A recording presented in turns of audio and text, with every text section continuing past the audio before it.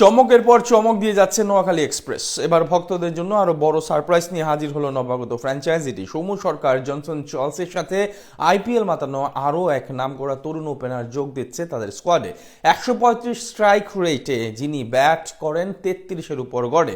নোয়াখালী এক্সপ্রেসে যুক্ত হতে যাওয়া সেই নতুন তারকাকে নিয়ে বিস্তারিত রিপোর্ট। নানান নতুনত্বের আদলে মাঠে গড়াতে যাচ্ছে 2026 বাংলাদেশ প্রিমিয়ার লিগ। আগামী সপ্তাহে শুরু হবে টুর্নামেন্টের দ্বাদশতম আসর।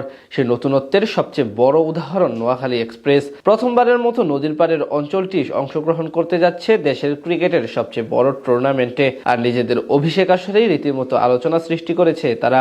একের পর এক নামকরা দেশি বিদেশি তারকা ক্রিকেটার স্কোয়াডে যুক্ত করে হইচই সৃষ্টি করেছে ফ্র্যাঞ্চাইজিটি। সেই তালিকায় এবার নতুন করে যুক্ত হলেন আরও এক তরুণ ওপেনার, যিনি কিনা বর্তমান সময়ে ফ্র্যাঞ্চাইজি টুর্নামেন্টে হটকেক, পাশাপাশি আইপিএলেও খেলেছেন মুস্তাফিজের সতীর্থ হিসেবে। নোয়াখালী বিভাগ করা হোক এমন স্লোগানে কিছুদিন পরপরই সরব হয়ে ওঠে দেশের রাজপথ। সেই দাবি আদায় না হলেও বিপিএল দিয়ে আনুষ্ঠানিকভাবে দেশ ট্রাভেলসের হাত ধরে পথযাত্রা শুরু করবে তারা।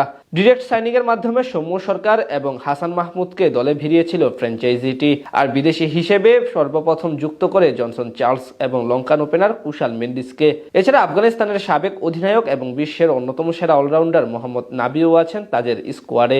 এবার তাদের সঙ্গে যুক্ত হলেন আফগান ওপেনার সিদ্দিকুল্লাহ আতাল, যিনি কিনা বর্তমানে ফ্র্যাঞ্চাইজি টুর্নামেন্টে এক হটকেক। দেশটির জাতীয় দলের হয়ে একটি টেস্ট, 12টি ওডিআই এবং 22টি সংক্ষিপ্ত ফরম্যাটের ম্যাচ খেলার অভিজ্ঞতা রয়েছে আতালের।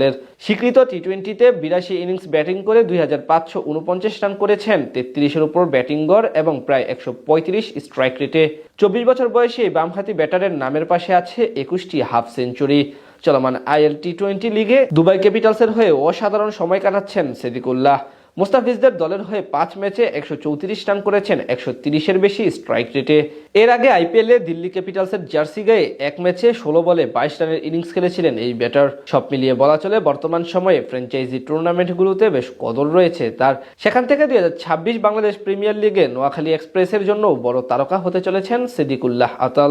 ওপেনিংয়ে নেমে ম্যাচের শুরু থেকেই আগ্রাসী মেজাজে ব্যাট চালানোর সক্ষমতা রয়েছে এই বামহাতি ব্যাটারের। এছাড়া সিচুয়েশন বুঝে ব্যাটিং করার দিকেও পারদর্শী তিনি। সব ঠিক থাকলে জনসন চার্লসের পাওয়ার হিটিং এর সাথে তার রসায়নটা দারুণ হতে পারে। তারা বাদেও ফ্র্যাঞ্চাইজিটির স্কোয়াডে টপ অর্ডার ব্যাটসম্যান হিসেবে আছেন টাইগার জাতীয় দলের পরীক্ষিত সদস্য সৌম্য সরকার। তার সাথে কুশাল মেন্ডিস এবং উদীয়মান তারকা হাবিবুর রহমান সোহানকেও দেখা যাবে ভূমিকা রাখতে।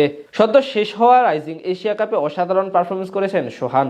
একটি অর্ধশতকের সঙ্গে হাঁকিয়েছেন একটি সেঞ্চুরি, তাও আবার মাত্র 35 বলে। এছাড়া জাকের আলী অনিক, হায়দার আলী ও মাহিদুল ইসলাম অঙ্কনের মতো ব্যাটাররাও আছেন তাদের দলে।